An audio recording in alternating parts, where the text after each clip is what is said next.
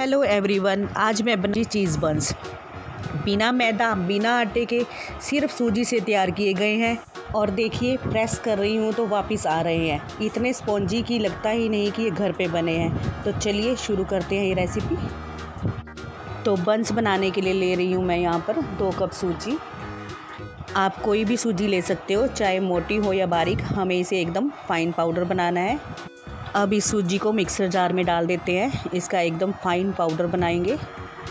और इसी में मैंने 2 चम्मच और डाल दी है। इसका मैं बाद में बताऊंगी क्या करना है। चलिए अब इसे फाइन पाउडर बना लेते हैं। देखिए, ये बिल्कुल बारीक पीस गया है। अब मैं ले रही हूँ 1 कप गुनगुना दूध। दूध बस इतना गर्म हो कि जब आप उंगली डाल लें तो जले नहीं, बस हल्का सा गर्माहट महसूस हो। इसी टेम्परेचर का दूध हमें चाहिए।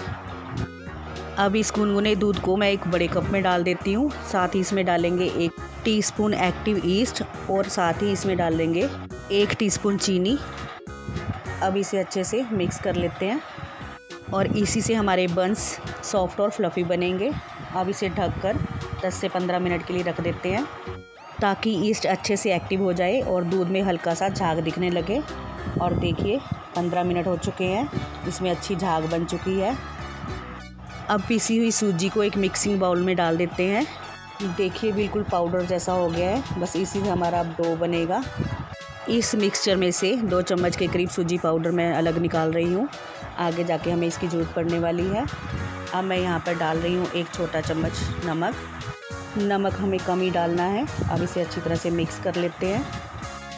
अब इसमें थोड़ा थोड़ा करके ईस्ट वाला दूध डालेंगे। थोड़ा थोड़ा करके डालेंगे और इसे मिक्स करते जाएंगे। हम इसमें से एक साथ से नहीं डालेंगे, बस थोड़ा थोड़ा डालते जाएंगे और दूसरे हाथ से मिक्स करते जाएंगे। 2 कप पिसी हुई सूजी के लिए 1 कप गुनगुना दूध काफ़ी होता है।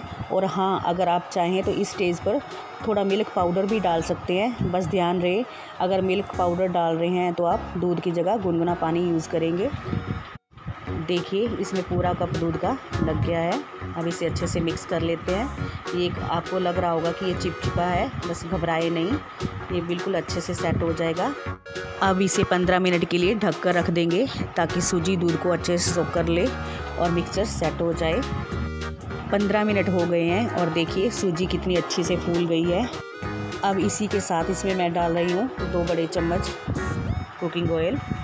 आप चाहो तो इसमें बटर भी डाल सकते हो। अब इसे अच्छे से मिक्स कर लेंगे। तेल डालने से डो सॉफ्ट और स्मूथ बनेगा और हमें नीडिंग में भी हेल्प मिलेगी।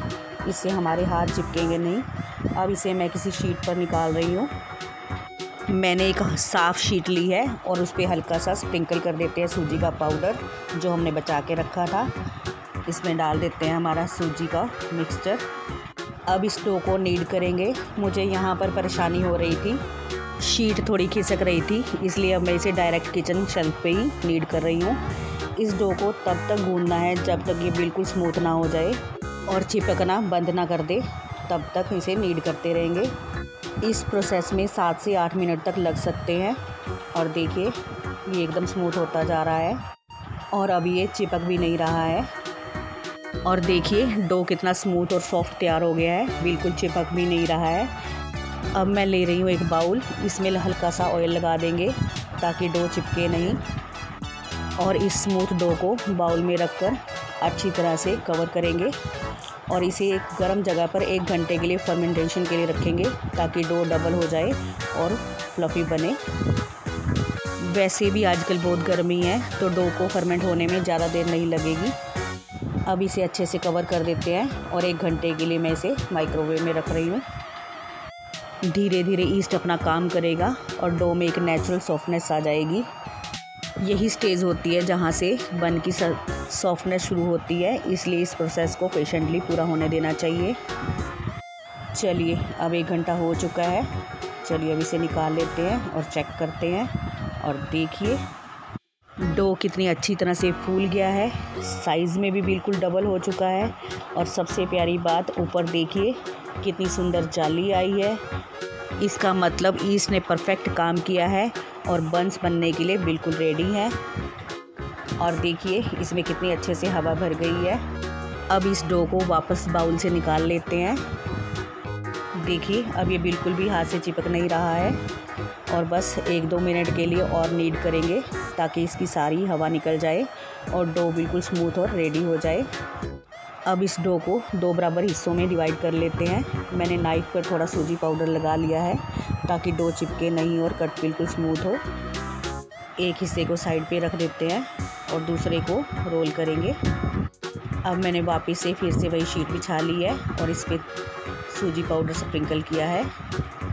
अब इस डो को हाथों से ही जेंटली सेट करेंगे और फिर छुरी से कट करेंगे ताकि हर बन का साइज़ बिल्कुल परफेक्ट बने, ना ज़्यादा बड़ा और ना ज़्यादा छोटा, सब बन एक जैसे दिखे, इसलिए थोड़ा ध्यान से कट करेंगे। वैसे बन का साइज़ आप अपने हिसाब से रख सकते हैं, छोटे छोटे मिनी बन्स हो या थोड़े बड़े, जैसे आपको पसंद हो वैसे कट करेंगे। अब बस डो को छोटे छोटे पीसेस में कट करेंगे और हाथों से गोल गोल शेप दे देंगे। इसका रिज़ल्ट इतना शानदार है ना कि देखकर कोई नहीं कहेगा कि ये बन्स घर पर बने हैं।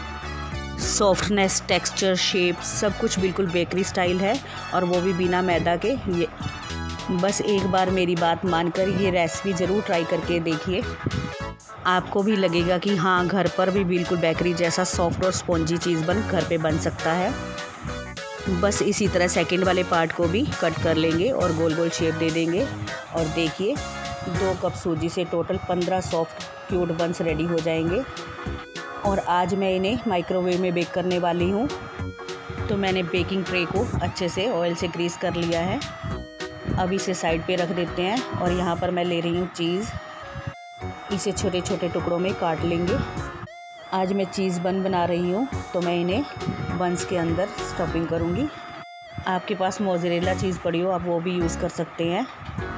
तो चलिए मैंने इनके सारे छोटे छोटे पीस कट कर लिए हैं। अब एक एक बन लेंगे और उसकी लोई बनाएंगे।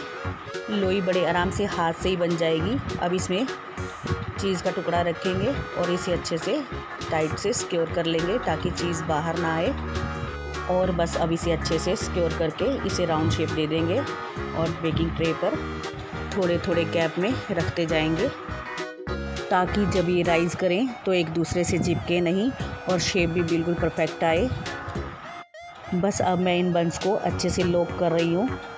दोनों हाथों से हल्का प्रेस करके इसे अच्छे से लॉक करेंगे ताकि चीज़ बाहर ना निकले। अब ये बन्स बेकिंग के लिए रेडी हैं, पर उससे पहले अब हम इन 30 से 35 मिनट के लिए ढक कर रख देंगे ताकि ये और भी राइज़ हो जाएं। देखिए मैंने सारे बन्स को थोड़े थोड़े गैप में रखा है। 35 मिनट हो चुके हैं। चलिए अब चेक कर लेते हैं और देखिए ये कितने अच्छे से राइस हो चुके हैं। अब मैं एक कटोरी में ले रही हूँ 2 चम्मच दूध और 1 चम्मच चीनी। इसे अच्छे से मिक्स कर लेते हैं। दूध मैंने ठंडा ही लिया है। अब इस घोल को बेकिंग से पहले बन्स के ऊपर ब्रश से अच्छे से लगाएंगे ताकि इनका कलर गोल्डन और शाइनी एकदम बेकरी जैसा आए। और हाँ, अगर आप अंडा यूज़ करते हैं तो इसकी जगह पर आप अंडा भी यूज़ कर सकते हैं, उससे बन्स का कलर और भी ज़्यादा गोल्डन और ग्लोसी आएगा। लेकिन हमारे यहाँ अंडा नहीं चलता, बिना अंडे के भी रिज़ल्ट काफ़ी अच्छा मिलता है। तो चलिए अब ये बन्स बेकिंग के लिए बिल्कुल रेडी हैं। मैं माइक्रोवेव को पहले ही 180 डिग्री पर प्रीहीट कर चुकी हूँ। अब ट्रे को अंदर रख देंगे। माइक्रोवेव को कन्वेक्शन मोड पर सेट करेंगे। टेम्परेचर 180 डिग्री सेल्सियस और टाइम 15 मिनट। 15 मिनट के बाद चेक करेंगे। अगर लगता है कि थोड़ा और कलर चाहिए या अंदर से कुक होने में टाइम लग रहा है तो इन्हें 5 मिनट और बेक कर लेंगे। हर माइक्रोवेव थोड़ा अलग होता है, इसलिए थोड़ा ध्यान से देखना ज़रूरी है। इस पूरी बेकिंग प्रोसेस में मुझे टोटल 22 मिनट्स लगे और इसका रिज़ल्ट आपके सामने है। और देखिए बन्स कितने अच्छे से फूल गए हैं, बिल्कुल सॉफ्ट, फ्लफ़ी और परफेक्टली गोल्डन ब्राउन। घर के बन्स भी इतने प्यारे हो सकते हैं, ये देखकर ही दिल खुश हो गया। अब इन फ्रेशली बेक्ड बन्स को एक साफ़ कपड़े से ढककर 10 मिनट के लिए रख देते हैं ताकि ये अंदर तक सेट हो जाए। 10 मिनट रेस्ट के बाद हम इन बन्स के ऊपर एक बार फिर से दूध और चीनी का हल्का सा घोल ब्रश करेंगे, इससे इनका शाइन और भी ज़्यादा निखर के आएगा। तो देखा आपने, बिना मैदा बिना आटे के भी इतने सॉफ्ट और चीज़ी बन सकते हैं। लगती है सिर्फ थोड़ी मेहनत, थोड़ा प्यार और एक नया अंदाज। और देखिए ये कितने सॉफ्ट बने हैं। दोनों तरफ से बिल्कुल अच्छे से पके हैं और शेप में भी बिल्कुल सुंदर लग रहे हैं, बिल्कुल एक जैसे बने हैं। और देखिए मैं हाथ से प्रेस कर रही हूँ तो ये वापस बाहर आ रहे हैं। देखने से ही लग रहा है कि ये कितने सॉफ्ट और स्पॉन्जी बने हैं। अब आपकी मर्ज़ी, चाहे तो इन्हें ऐसे ही एंजॉय करो गर्मा गर्म चीज़ के साथ सॉफ्ट बाइट, और चाहे तो इसमें चटनी लगाओ, टिक्की लगाओ और एकदम देसी अंदाज में वड़ा पाव बना लो। मैंने इनके कोरियन चीज़ बन बनाए थे जो मेरे हस्बैंड और मेरी बेटी को बहुत अच्छे लगे। तो चलिए, अगर आपको मेरी ये रेसिपी पसंद आई हो तो लाइक ज़रूर करें और चैनल को सब्सक्राइब करना बिल्कुल मत भूलना। ऐसे ही और सिंपल और टेस्टी रेसिपीज़ के लिए मिलती हूँ नेक्स्ट वीडियो में। तब तक के लिए खुश रहिए, स्वस्थ रहिए, बाय बाय।